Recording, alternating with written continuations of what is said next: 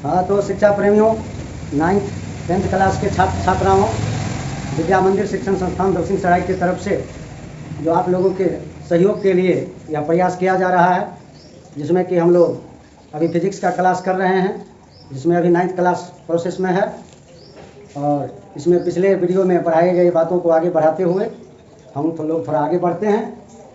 थोड़ा एक बार देख लेते हैं कि हम लोग अभी तक क्या क्या पढ़ चुके हैं। याद होगा आपको, दूरी विस्थापन पढ़ चुके हैं,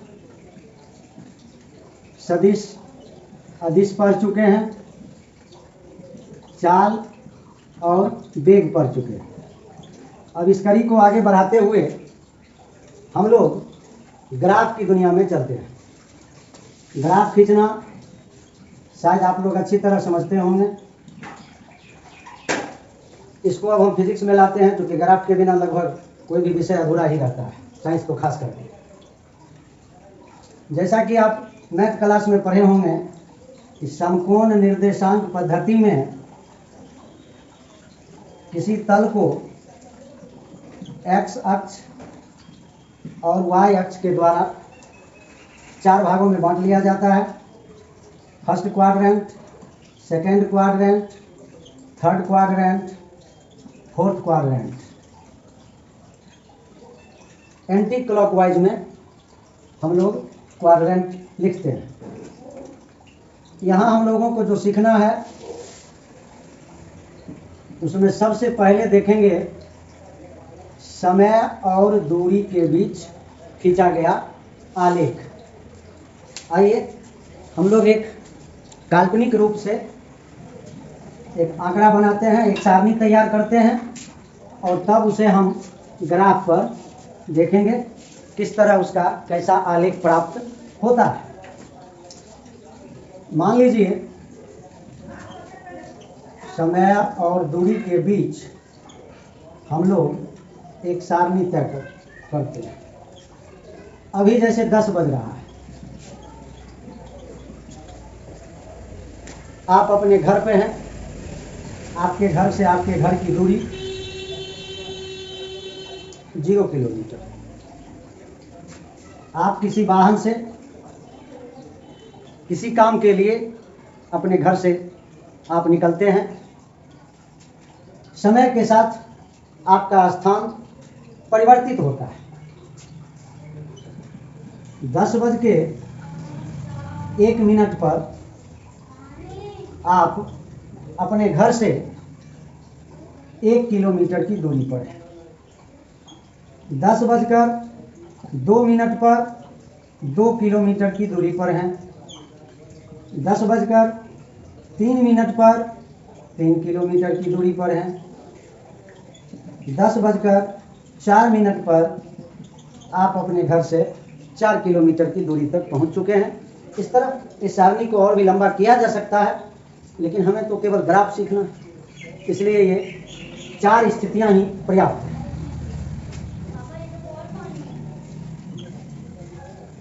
एक्स अक्ष, वाई अक्ष। एक्स अक्ष पर समय और वाई अक्ष पर स्थिति। अभी मान लीजिए 10 बजे का समय है, 10:01, 10:02, 10:03 और 10:04। समय को हम एक्स अक्ष पर दिखा रहे हैं और दूरी को वाई अक्ष पर। और चूंकि आंकड़ा यहाँ थोड़ा छोटा छोटा है, इस पर जो एक स्केल बनाएंगे, तो जैसा कि आप ग्राफ खींचने में सीख गए होंगे, 1, 2 ये किलोमीटर में है, 3, 4, 5। एक्स अक्ष पर हमने समय को दिखा दिया, वाई अक्ष पर हम दूरी को दिखा रहे हैं। 10 बजे हमारे घर से हमारे घर की दूरी 0, यानी मूल बिंदु पर हम हैं। 10:01 पर हम 1 किलोमीटर की दूरी पर हैं। 10:02 पर 2 किलोमीटर, 10:03 पर 3 किलोमीटर और 10:04 पर 4 किलोमीटर। अब यदि हम इन सारी बिंदुओं को मिलाएं तो क्या देख रहे हैं? यहाँ जो हमें आलेख प्राप्त हो रहा है इसे समय दूरी ग्राफ या आलेख कहते हैं। स्थिति को थोड़ा स्पष्ट करने के लिए ये देख लेते हैं कि बिल्कुल अपने अपने ये आमने सामने में है या नहीं है। समय दूरी ग्राफ प्राप्त हुआ। अगर हम इस बिंदु पर x अक्ष के समांतर एक अक्ष की रेखा की कल्पना करें, यहाँ भी, यहाँ भी, यहाँ भी, तो चूंकि ये सारी रेखाएं एक दूसरे के समांतर हैं, यहाँ का कोण, यहाँ का कोण, यहाँ का कोण, ये सब संगत कोण होने के कारण बराबर हो जाएगा। तो हम क्या देख रहे हैं? यहाँ जो हमें आलेख प्राप्त हुआ है वह x अक्ष के साथ हर एक बिंदु पर समान कोण बनाते हुए प्राप्त हो रहा है। यहाँ हम क्या देख रहे हैं? समय अंतराल बराबर है, 1-1 मिनट का अंतराल है। और दूरी में क्या देख रहे हैं? 1-1 किलोमीटर का अंतराल है। अर्थात समान समय अंतराल में स्थान परिवर्तन की दर जो है वो भी समान है। इस स्थिति में हम किसी वस्तु के वेग को क्या कहते हैं?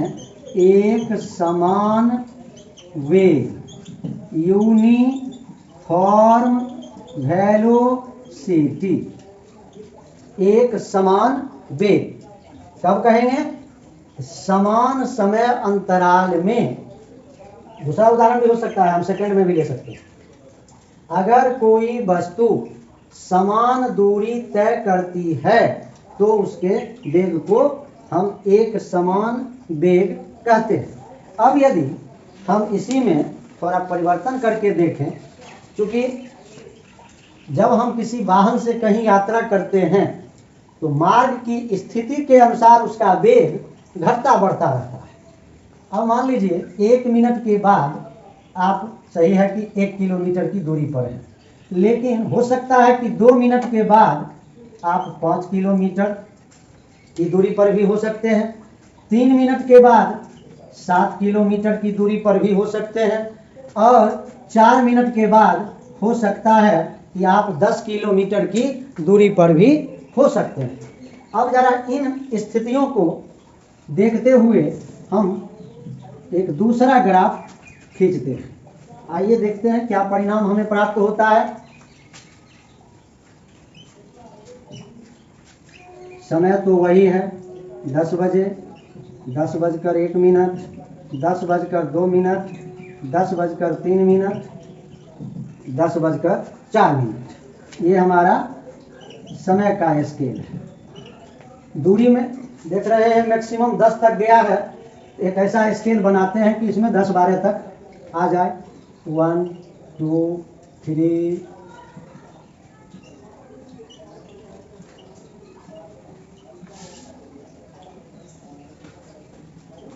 10 तक ले लिए। अब जरा हम देखें, 10 बजे हम मूल बिंदु पर हैं, 10:01 पर हम 1 किलोमीटर की दूरी पर हैं, और 10:02 पर हम 5 किलोमीटर की दूरी पर हैं। 10:03 पर हम 7 किलोमीटर की दूरी पर हैं, और 10:04 पर 10 किलोमीटर की दूरी पर हैं।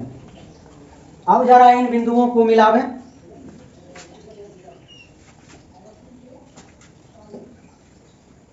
अब देखिए, पिछले ग्राफ से हम अब इस ग्राफ की तुलना करें, क्या देखते हैं?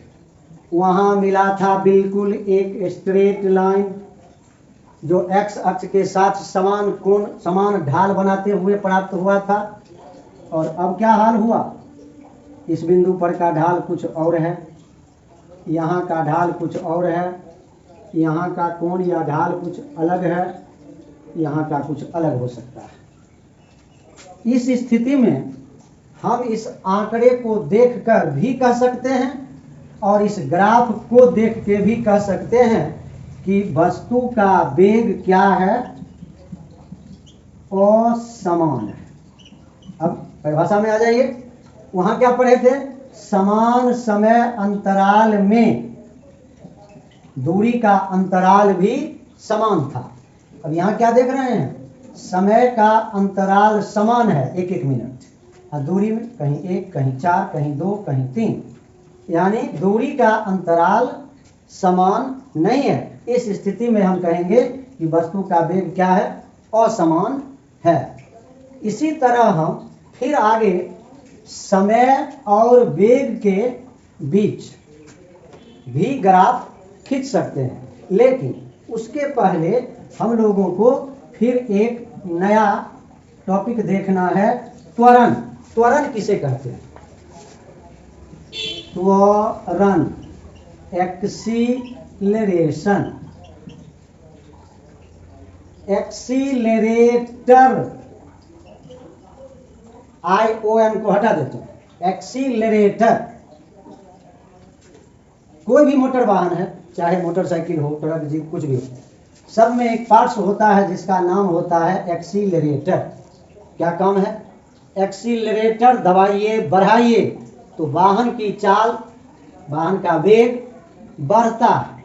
यानी एक्सीलरेटर कहाँ से बना? एक्सीलरेशन से। त्वरण, तो यहाँ कहेंगे त्वरक, त्वरण और त्वरक। तो त्वरक का क्या काम है? वेग या चाल को घटाना या बढ़ाना। ये काम कौन करता है? त्वरक करता है, एक्सीलरेटर करता है, जिसको हम लोग अपभ्रंश में एक्सीलेटर बोल देते हैं, लेकिन वो शुद्ध है एक्सीलरेटर।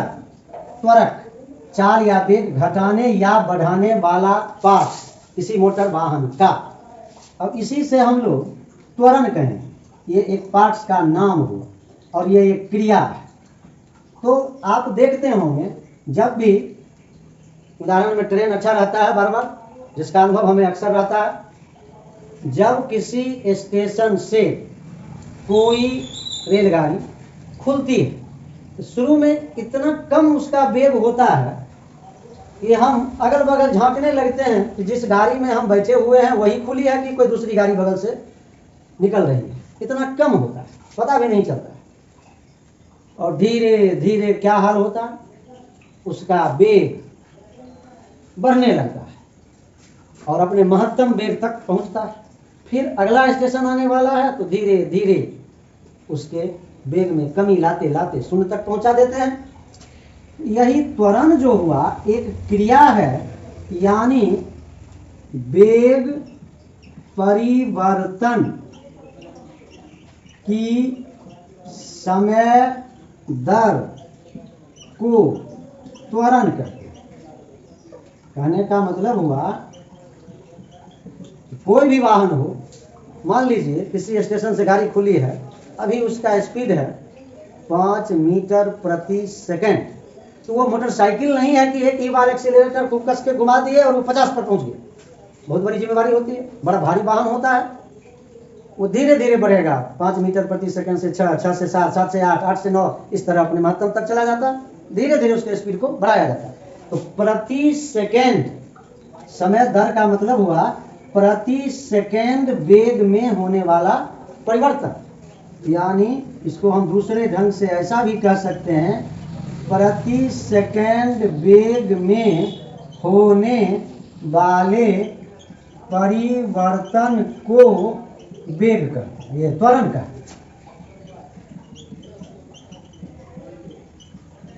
अब यहाँ परिवर्तन है, ऐसा नहीं है कि बढ़ने वाली बात या घटने वाली बात, दोनों स्थिति में वेग में परिवर्तन ही होता है। यहाँ पर परिवर्तन का हम शब्द का उपयोग करते हैं, न कि बढ़ना या घटना, दोनों स्थितियां परिवर्तन ही होती है। प्रति सेकेंड वेग में होने वाले परिवर्तन, उसी को यहाँ हम कहें समय दर। अब इसको हम एक उदाहरण से समझेंगे।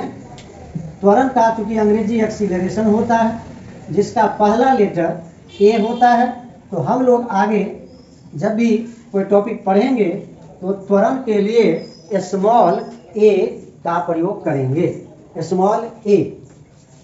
और आइए त्वरण को हम समझते हैं। कोई ट्रेन विराम से चलना प्रारंभ करती है,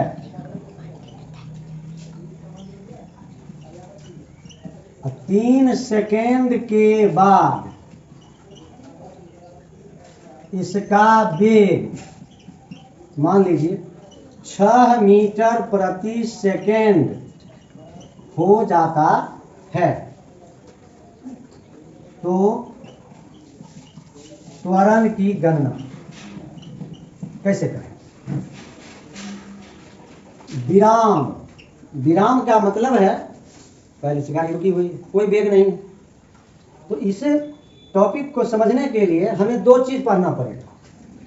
प्रारंभिक वेग क्या था और अभी उसका जो वेग है अंतिम वेग क्या है, इनिशियल वेलोसिटी और फाइनल वेलोसिटी।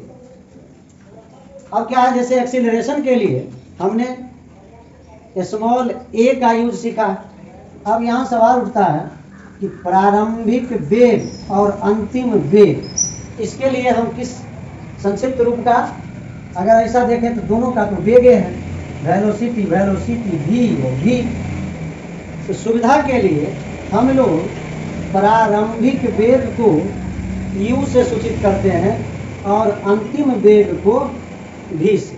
हम a b ही लिख दें तो कैलकुलेशन पर कहीं कोई फर्क नहीं पड़ेगा, लेकिन जो एक परिपाटी है वहां से हटना भी नहीं चाहिए। तो दोनों का वेग वेलोसिटी, लेकिन u और v का प्रयोग करेंगे। तो त्वरण बराबर हमने पढ़ा वेग में परिवर्तन बटे परिवर्तन में लगा समय।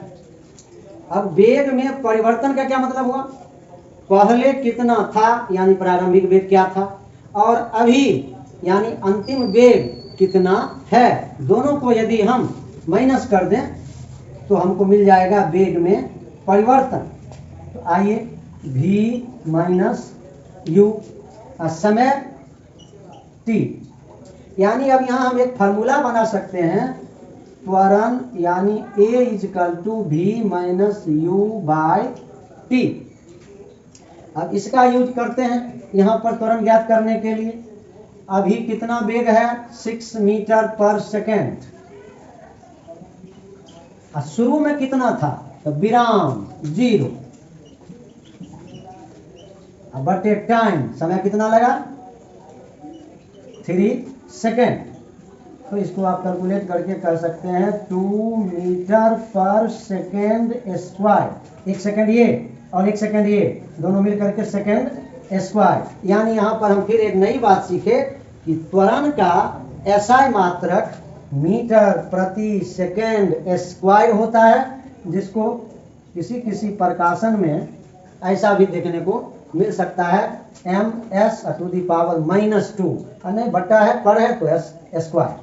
ये आपका क्या हो गया, इस सवाल का जवाब हो गया कि यहाँ पर त्वरण की गणना करें तो गणना हो गई 2 मीटर पर सेकेंड स्क्वायर। अब हम इसी फार्मूला को थोड़ा आगे बढ़ा करके 1-2 और नया फार्मूला बना लेते हैं।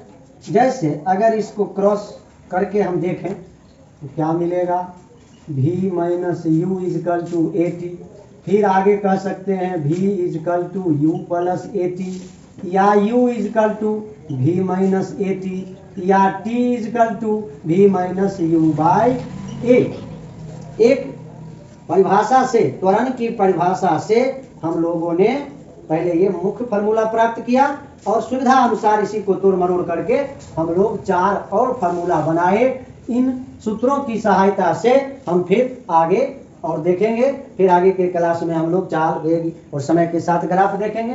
तो आज की पढ़ाई में बस इतना ही रहने दीजिए। अगर आपको ये पढ़ाई अच्छी लगी हो तो इसे लाइक करें, अपने दोस्तों के साथ शेयर करें। जय हिंद।